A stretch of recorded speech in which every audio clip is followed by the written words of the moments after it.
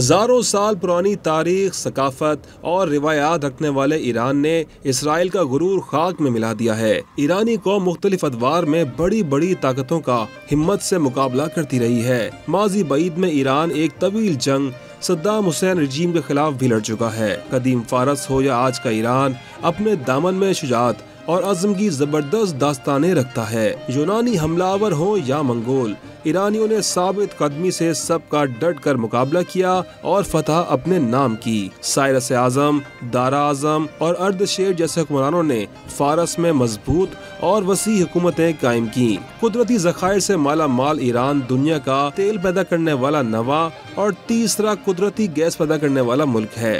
زمینی لحاظ سے ایران 7 ملکوں عراق، ترکمانستان، افغانستان، پاکستان، آذربائیجان، ترکی اور آرمینیا سے جڑا ہوا ہے۔ ایران مشرق وسطیٰ میں سعودی عرب کے بعد دوسرا بڑا ملک ہے، جو 9 کروڑ 20 لاکھ افراد کے ساتھ دنیا کا 7واں بڑی آبادی والا ملک ہے۔ ایران کی نصف آبادی مغربی شہروں تہران، مشہد اور اصفہان میں رہتی ہے، جہاں پہاڑی سلسلے، زرخیز وادیاں اور دریائی علاقے لوگوں کو اپنی جانب متوجہ کرتے ہیں۔ تہران کی آبادی 96 لاکھ لوگوں پر مشتمل ہے اور یہ ایران کا دارالخلافہ اور سب سے بڑا شہر ہے۔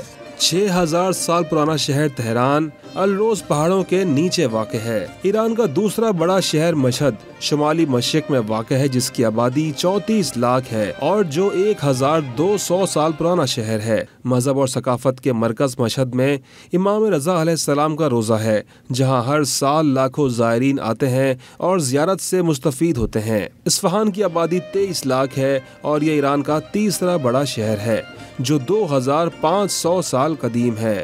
ایران کے دیگر اہم شہروں میں شیراز، تبریز، کاراج، قم اور اہواز شامل ہیں۔